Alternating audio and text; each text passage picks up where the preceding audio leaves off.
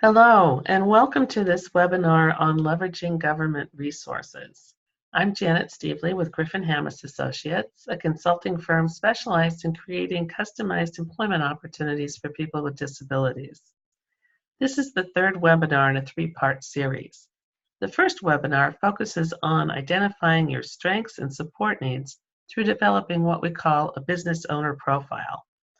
The profile helps you identify your interests, talents, and skills, as well as your conditions for success, and compares that to a business concept that matches who you are and what you need from employment. It takes into consideration support you may need to be successful, whether that might be provided by a family member or friend, or purchased through business income. The second part of the series focuses on government benefits, or cash benefits that might be available to you through the VA, the Department of Defense, or through Social Security. These benefits may not only provide financial stability during business planning and early stages of operation, but they also impact resources that you might be eligible for to help with business startup. This third and final session will talk more specifically about those resources.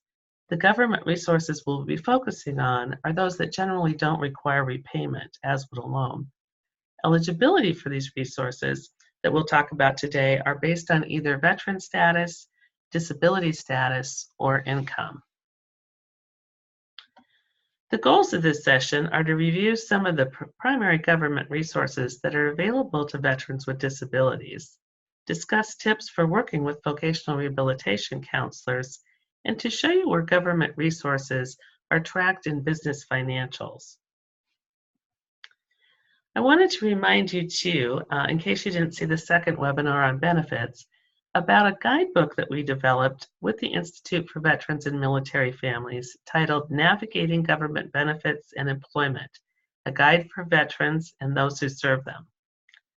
The guidebook is divided into three main sections: cash benefits, healthcare, and employment supports and services. So much of what we'll be covering today can also be found in that third section, and you can download the guidebook at the link provided here. Some things that you should know about accessing government resources is that while there are a variety of resources, each resource has its specific rules and regulations, including specific eligibility criteria, amounts of funding, and uses of funding. For example, vocational rehabilitation programs can't generally purchase buildings or vehicles, so it's important to know upfront, as you may want to blend resources. During the session, I want to provide an overview so you can explore which resources you may be eligible for, so you know your options. I also want you to understand some of the rules, laws, policies, and application of the policies because they're complicated. And knowing the policies will help you navigate the resources and the process for obtaining them. Most all businesses have startup costs, and while startup costs can vary considerably, any funds that you can access that don't require repayment will help your business get off the ground. Some of the advantages of accessing government resources are, first, that the resources we'll be talking about are not loans. They do not require repayment, which can help considerably as you're getting your business up and running. Secondly, because someone else, like a government agency, may pay for some of your business operations, they cannot be counted as expenses in your financials, helping to ensure you stay cash flow positive in early months of business operation. We'll talk more about this later, but first, let's talk about some of the resources themselves and who is eligible and how you might access them. Some of the main resources we'll be covering today include VA Vocational Rehabilitation and Employment, state vocational rehabilitation agencies, individual development accounts, individual training accounts available through American Job Centers, and employer incentives such as tax credits and wage reimbursement programs that can help if you're hiring employees. The first and very important resource is the VA Vocational Rehabilitation and Employment Program, also known as VR&E. The reasons you might consider applying first is that VR&E counselors can assign a counselor who is trained in vocational rehabilitation services that can help you with identifying supports you might need to be successful. VR&E can also provide funding for a wide range of services and supports, including education and training, job site accommodations, and help with business development.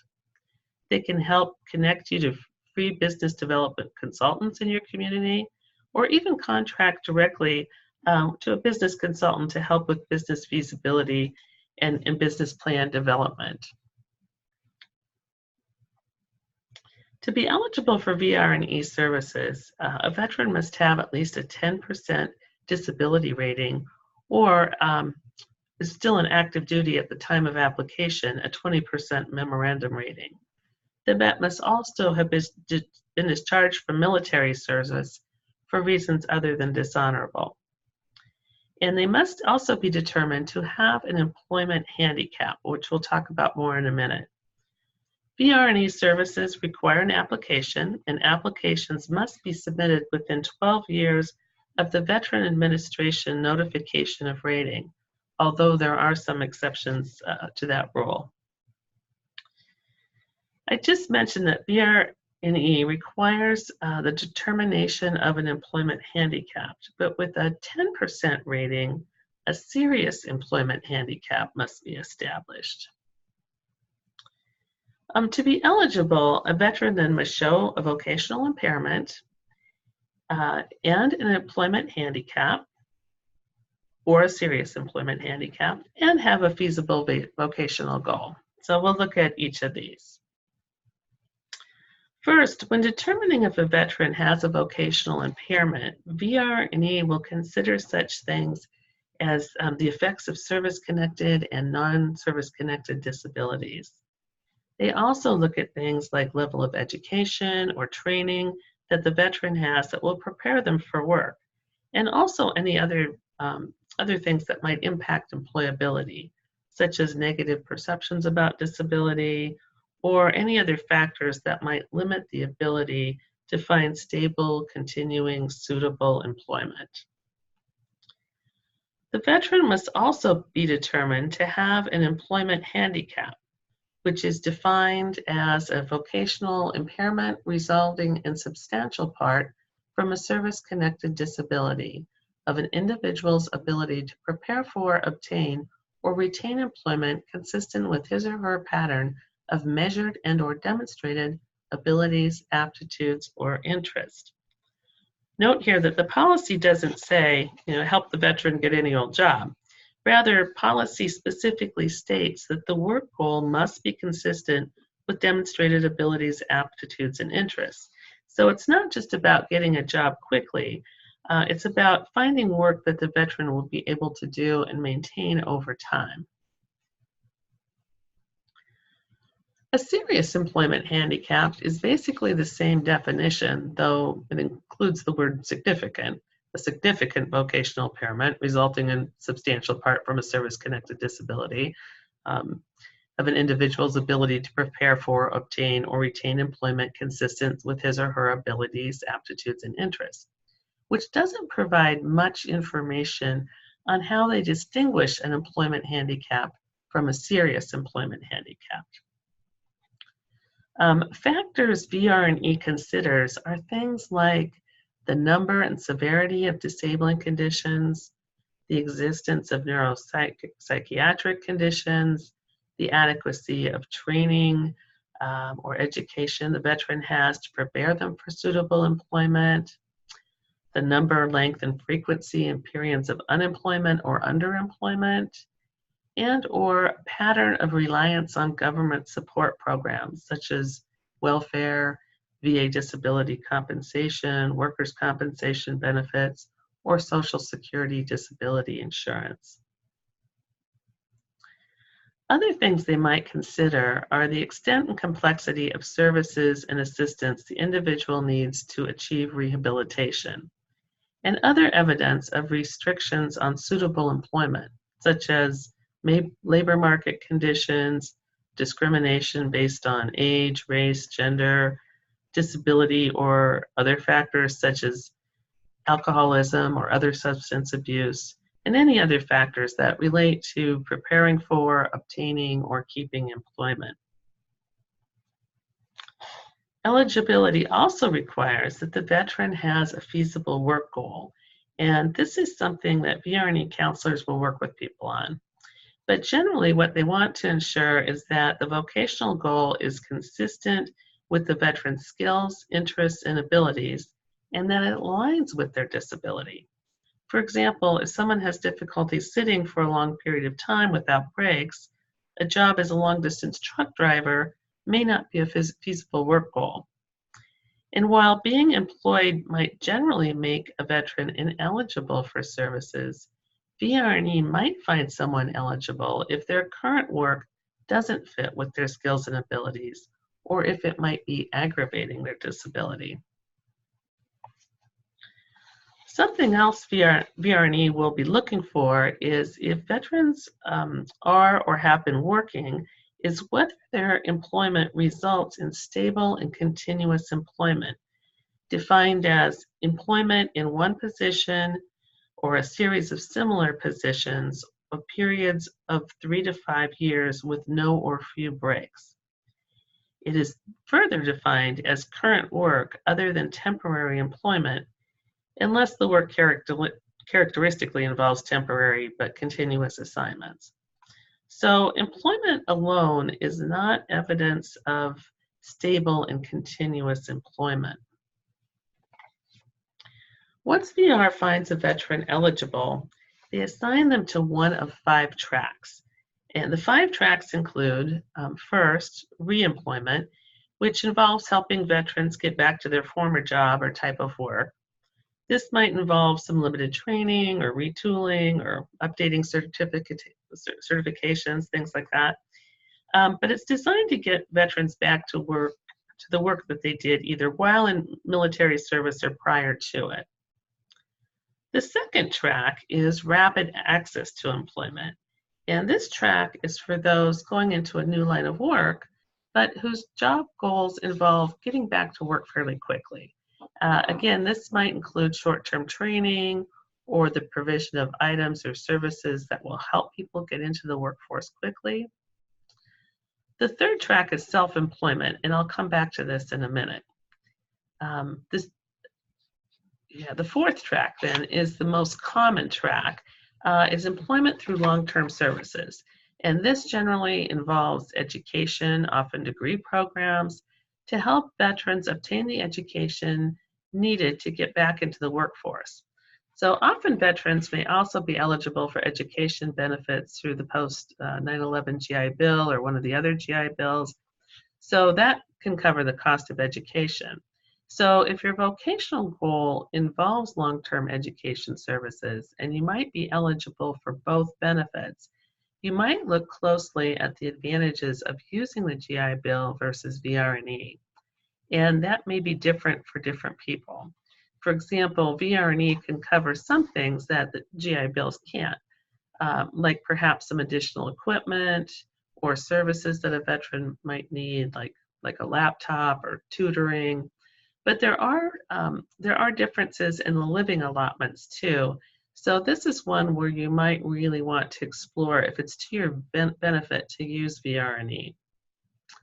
And the fifth and final track is independent living services, which is for veterans who are not able to return to work immediately but need some assistance to become as independent as possible in their homes and communities. So when a veteran is pursuing the self-employment track, a preliminary evaluation is completed with the VRNE counselor or a contractor to determine if self-employment is warranted. So VRNE counselors will ask the veteran questions related to business feasibility, such as the nature of their proposed business and motivation for starting it, the impact of disability on operating the business, qualifications and training needs, primary customers, existing competition, market strategies, personnel needs, etc. If the preliminary evaluation indicates that self-employment is warranted, the VRC will assist the veteran to complete a business plan.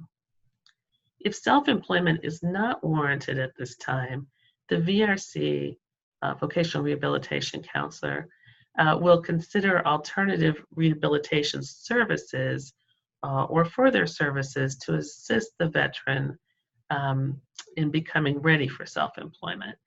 So approval of self-employment as a vocational goal is determined by the initial evaluation and the preliminary self-employment evaluation. Services that can be provided under the self-employment track are determined in part by the severity of the veteran's service-connected disabilities. The VA may provide more extensive services to those individuals who are deemed to require self-employment as a result of limitations affecting employability resulting from their service-connected disabilities. The VR&E counselor will determine if the veteran meets Category 1 or Category 2 criteria based on the severity of their employment handicap. So Category 1 is the designation for those with the most severe service-connected disabilities whose self-employment might be the only option based on the significance of disability. I should note here that prior to 2010, self-employment was only an option for this group. But in 2010, the VA published in the Federal Register changes in policy regarding self-employment to now include any veteran for whom self-employment might be deemed an appropriate goal. But there is a difference in services that can be provided to a vet based on if they're determined Category 1 or Category 2. For those in Category 1, VR&E can help with comprehensive training and small business operation, stocks and supplies, expendable items required for day-to-day operation of the business, as well as essential equipment and incidentals. For Category 2 veterans, VR&E can still cover the cost of several business startup items, such as comprehensive training in the vocational goal, incidental training in business management, licenses and fees, and personal tools and supplies. VR&E can also pay for support with developing a business plan for either category. In fact, the veteran says the veteran is responsible for developing a written business plan for VR&E's consideration. The vocational rehabilitation counselor will ensure that the veteran works with a professional business consultant, either on a voluntary or contractual basis, as a guide to this process. So note too that approval from the VR&E Service Central Office must be obtained for all Category 1 assignments prior to plan development. And approval from the Central Office will not be needed for plan concurrence for Category 2, but it will be required if costs exceed $25,000. So just know that that sometimes can add some additional time to getting through the plan as to get those approvals. You can see that Category 1 designation means VR&E can pay for more things, but they can pay for many items and services for Category 2 veterans as well. So when going through the evaluation process, it's important to let them know exactly how your disability impacts work and more generally how it impacts your life. I know that in my work with veterans, they never want to complain, right? Military service is a tough guy's club, right? So as part of the culture, but this is a situation where it is really important that your VR&E counselor understands the impact of disability and what you go through. And many veterans have invisible disabilities, so it's difficult for other people to understand what you're going through unless you tell them. For example, at one point in my life, I had difficulty with my hips, which eventually resulted in bilateral hip replacements. But before surgery, I was in a lot of pain. And if I were to tell someone, that I was in pain or I had difficulty walking, they might recommend that I get a job that was primarily sitting down, as walking and standing were difficult. And that would make perfect sense. But the reality is that sitting for long periods of time was also difficult. I was bending and lifting, and the pain medication I was taking made my head fuzzy, and I was getting very little sleep due to the pain, which made concentration difficult. And because I was walking funny, I also started having trouble with my back and my neck, and I was losing function in my thumbs due to nerve impingement, which made simple tasks like opening doors or even buttoning my pants difficult. So you want to make sure that your VR and E counselor understands the entire impact of disability, both so that they can assist you in identifying a feasible work goal, but also if you might be eligible for Category 1, you could receive those additional services. Note too that there are some things that VR&E cannot pay for. Some of these include purchase of land or buildings, lease or rental payments, stocking a farm or animal husbandry operation or fishery, and franchise fees. So if you're looking for funding for these items, you might need to explore other resources. The second resource I wanted to talk about is state vocational rehabilitation. Each state has a vocational rehabilitation agency, but these agencies might be called slightly different names in different states. For example, in California, it's the Department of Rehabilitation. In Oregon, it's the Office of Vocational Rehabilitation Services. State VR programs are state and federal match funded programs that, again, are available in every state. Federal laws establish eligibility criteria and the menu of services, but there are some variations between states. And state VR programs, similar to VR&E, provide a variety of services to help individuals return to work. So it operates very much like VR&E, but civilians with disabilities are eligible as well. Note that VR&E and state VR are not mutually exclusive. Veterans found eligible for both programs could benefit from both. To be eligible for state VR services, one must experience a physical or mental disability, but also must experience a substantial impediment to employment as a result of that disability, very similar to VR&E services.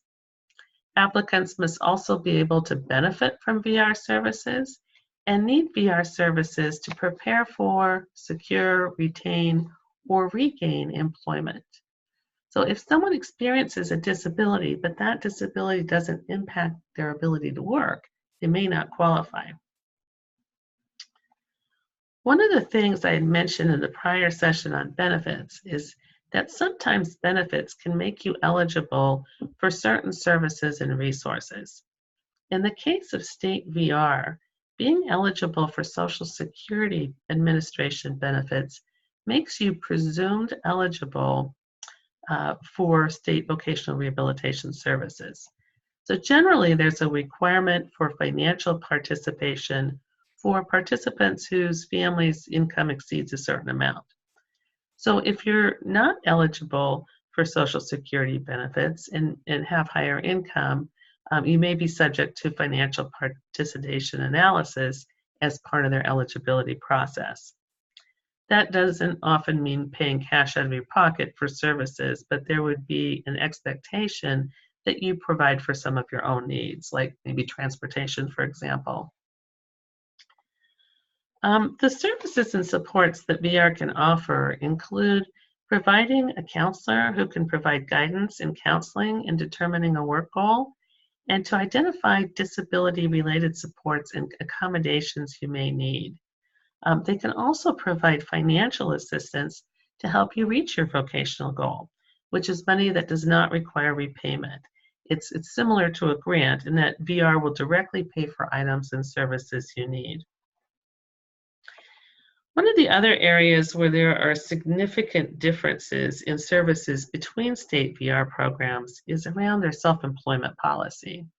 Again, federal policy establishes guidelines, but each state develops policies, and there can be a great deal of variation in what they will pay for, limits to funding, and expectations for the VR customer to contribute to the plan. So in all cases, a business plan will be required. Self-employment is an area that not many vocational rehabilitation counselors may be comfortable with. Often state policies require a lot of additional paperwork, and it's a tougher process. And that's true for both VRNE and state VR. So some recommendations in working with your vocational rehabilitation counselors are first, that you read and become familiar with relevant policy prior to meeting with your counselor so you understand the process and requirements. Second, be ready to describe how your disability impacts work and impacts your life. This will help your counselor see why self-employment might be a good fit for you and why it might even be a better or the best option. And if you already have a business idea, be prepared to discuss it with your counselor. A couple of other tips for working with vocational rehabilitation counselors are to get business planning experts on your team. Vocational rehab counselors are not trained in business planning, and so you'll need to have, a small business development center person or other business expert on your team. And if you're participating in EBV or any of the other wonderful programs run by the Institute for Veterans and Military Families, make sure your counselor knows about the training you've received and the support that you have through these programs. That lends a lot of credibility. So if you're seeking additional training or other supports, the more you can tie it to, first of all, your disability, but second, to your work goal, the more support you'll get from your vocational rehabilitation counselor. If you're currently working, it may be difficult for VR to make the case that you have a vocational impairment. So if there are reasons that your current job is not consistent with your demonstrated interests, abilities, you may need to help them see why it's not going to be a good long-term solution for you. For example, if your current job aggravates your impairment, you need to help them see that. Or if your current job is just a survival job and not meeting your long-term needs. All of us take jobs that might not be consistent with our aptitudes and abilities when we need money. But that's not a stable, continuous employment that vocational rehabilitation is meant to provide. If you're pursuing self-employment, help your counselor see why self-employment is a better or even the best option for you. I was talking with a veteran who I met in EBV training a few years ago, and he said he didn't think VR would help him with the business. He had used VRNE in the past, and they had provided him with a computer to secure a wage job in the tech field. And he was currently working at a good job, making decent money. So my first thinking was that he was right, that VRNE or state VR would probably not find him eligible because of his current work. It's hard to say you have a vocational impairment when you're working and making good money. But when we dug a little deeper, it turned out that the vet who had a disorder that caused chronic fatigue, he spent all of his time working or getting ready for work or resting up after work. He slept long hours and spent every weekend just resting and recharging for the following week. It was really, really exhausting for him.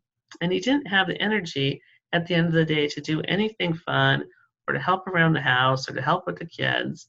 So on top of being drained physically and emotionally, his relationship with his wife was on the rocks. So looking at all that, I do think he had a case to go back to VR and talk through some of this and potentially get him on board to look at a new vocational goal which might be around self-employment. He's in a field where doing consultant work could possibly make him more money, allow him to work from home, and have more flexibility for days when he's not doing well. Both VRE through the Veterans Administration and state VR have processes in place for you if you disagree with their decisions. For VR&E, there's an administrative review process and/or a formal appeal. State VR has what they call a client assistance program. Wait times for accessing services can vary from state to state, but for VR&E, it's generally 4 to 8 weeks. And with state VR, it varies, but there are times when a state can go into order of selection, which creates a wait list for services. And when this happens, VR is required to serve those with the most significant disabilities first. So that can vary. Earlier, I'd said that it would be good to become familiar with policy prior to meeting with your VR counselor. So on this slide, I provided some links that you might want to take a look at. The first one directs you to VR&E's policy on self-employment. This was revised fairly recently. There are also links to policy information about developing the rehabilitation plan and that 5-track employment process. Another resource that could help you with self-employment is an individual development count, also called IDAs. Individual development counts are an economic development initiative to help low and moderate income people save for assets that will help them financially. So eligibility is based on income and resources with limits set for any given metropolitan statistical area. And in some areas, moderate income can be fairly high. IDAs are hard to talk about generically because they work differently in different states, and even within states, there's a lot of variation. But the 3 primary assets that can be purchased with IDA funds are a first home, post-secondary education, and small business startup. So how IDAs work is that you first apply to an IDA program in your state, and once they accept you, you develop an agreement with the IDA program to save a specific amount of money each month for a specific amount of time.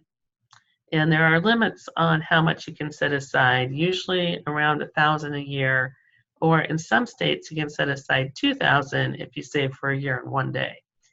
So the IDA participant saves money over time, usually a range of 6 months to 3 years. And at the end of the savings period, the money they saved is matched by the IDA program.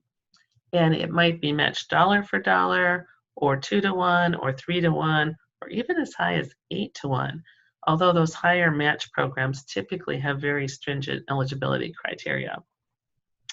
But here's an example.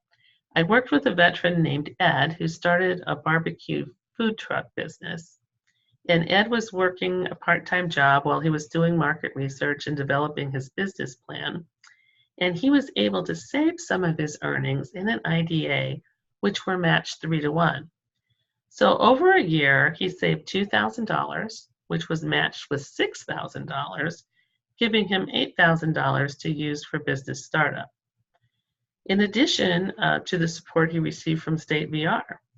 So the link at the bottom will take you to a site where you can click on your state and see IDA programs offered. Some IDA programs only help with education or only with home ownership, so you'll want to look for ones that support small business startup. You should also know that federal funding has recently been cut to the IDA programs, but many are still operating with state funds. So you may need to do some exploring to find one, but they are a great opportunity if you can find one that works for you.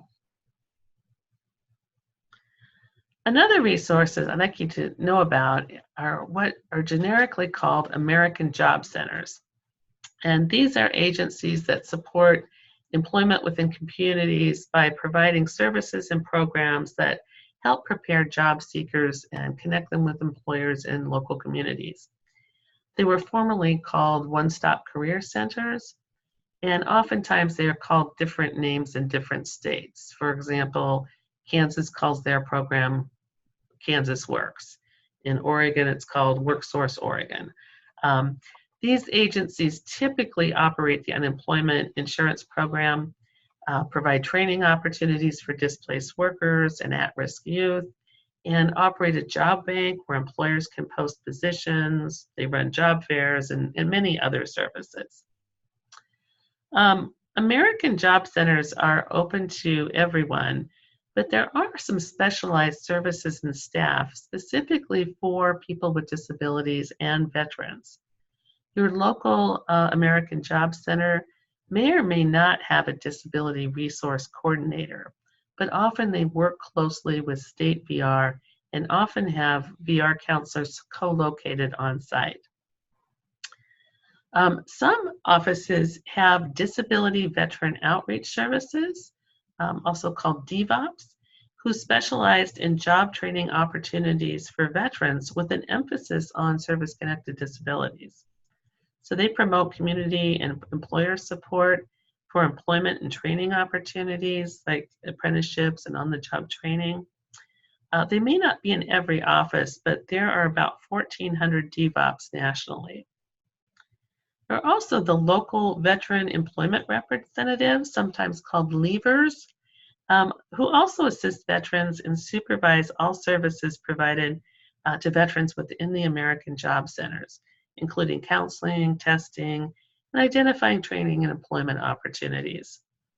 LVERs work to ensure that eligible veterans get priority referrals and preference for hiring in federal contracting jobs.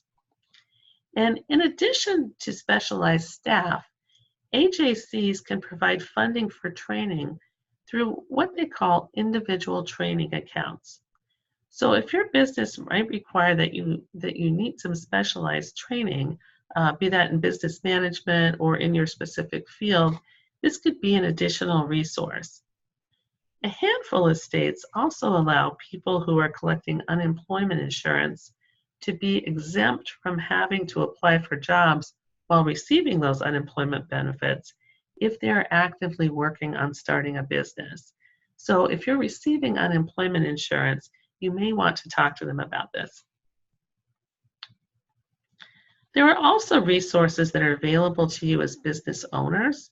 At EBV programs I've attended over the past 10 years, I always hear veterans talking about wanting to create jobs for other vets. And that's really admirable. Certainly there are plenty of vets who need work and who could use an employer who understands some of the difficulties in transitioning to the civilian world. So as business owners, I wanted to share with you some possible programs for acquiring wage reimbursement or tax credits for hiring veterans or other people who fall in certain target groups, including those with disabilities. One of those programs is through Veterans Opportunity to Work, or VOW. VOW has a special employer incentive program that provides a 50% wage reimbursement to the employer for a specific amount of training time. And that can vary depending on the complexity of the job. The program is meant to provide additional support for vets who have completed VR&E services, but who face challenges to securing employment. The program matches vets with participating employers in jobs that are a good fit for their skills, and in addition to the 50% wage reimbursement, VR&E can provide any training, equipment, uniforms, etc., that the vet will need during the apprenticeship. And of course, the expectation is that the job will work out and the employer will retain the veteran at the end of the training period. So if you're working with VR&E and you know you may want to hire local veterans, ask them about the special employer incentive program.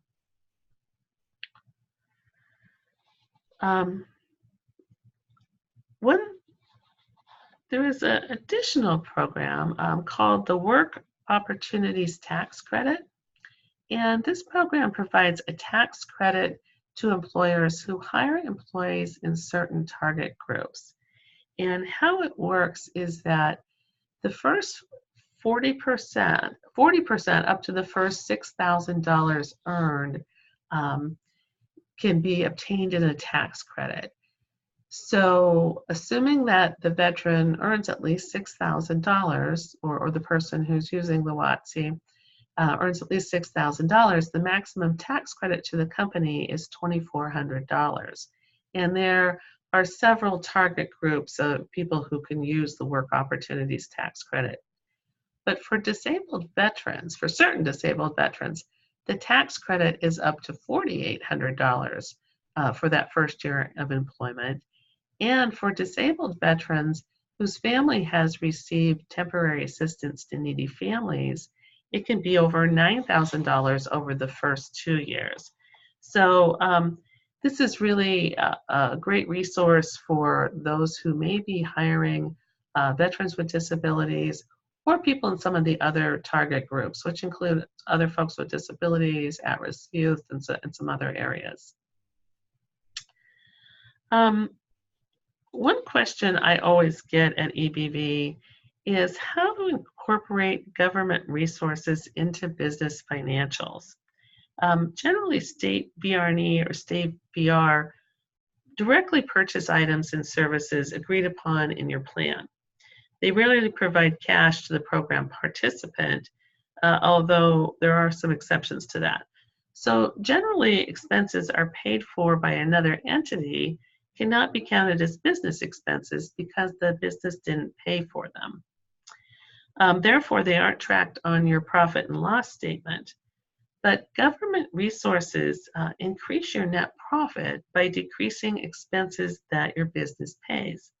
And this can really help with cash flow in the early stages of the business. So let me show you how this works. Here's a sample profit and loss statement without government resources. And you'll see the sales across the top, less the cost of goods sold, which in this example are about 10% of sales. And below that, you'll see that the remaining gross profit right in here.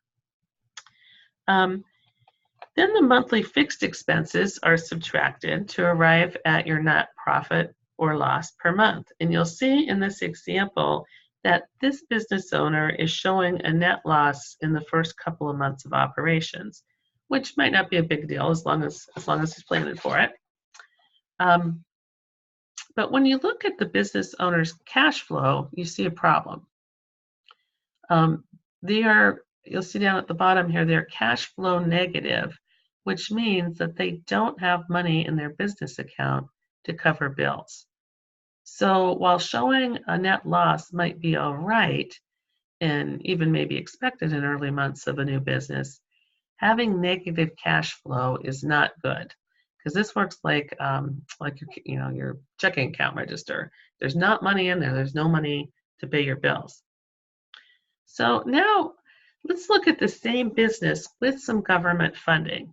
In this example, the veteran has received some funding through VR&E and also through an individual development account through the local American Job Center. And you won't see the funds contributed here on the profit and loss statement because, as I said earlier, they won't show up there.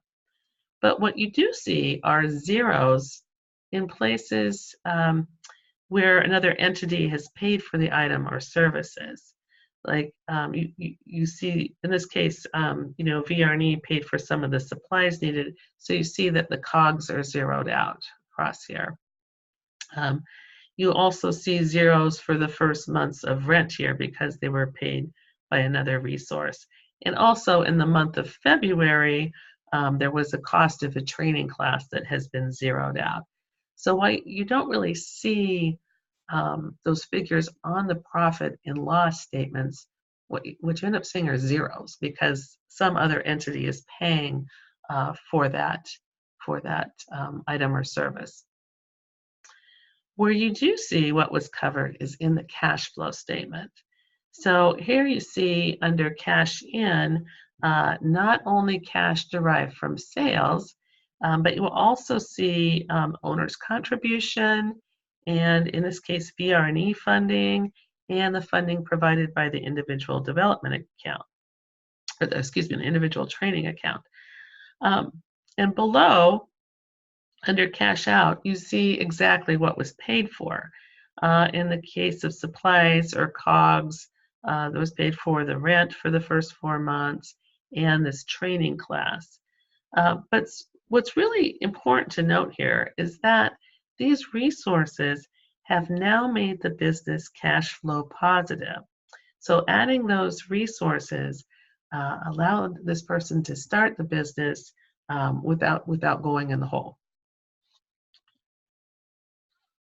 Steps to resource planning include drafting business financials and identifying where financial assistance might be needed. And you can then list all the available resources, with that VR&E, state VR, IDAs, etc., and identify options for each resource given restrictions they have on funding. For example, we know that VR&E can't pay for vehicles, so you'd want them to cover other items or services. And then make a request from each funder showing them how their contribution in combination with other resources can help you get your business started. In summary, a variety of resources exist, but all have different eligibility criteria, funding limits, and uses of funding. So developing a resource plan to identify needed resources and bring together multiple funding streams can help get your business started and remain cash flow positive in early months of business operation.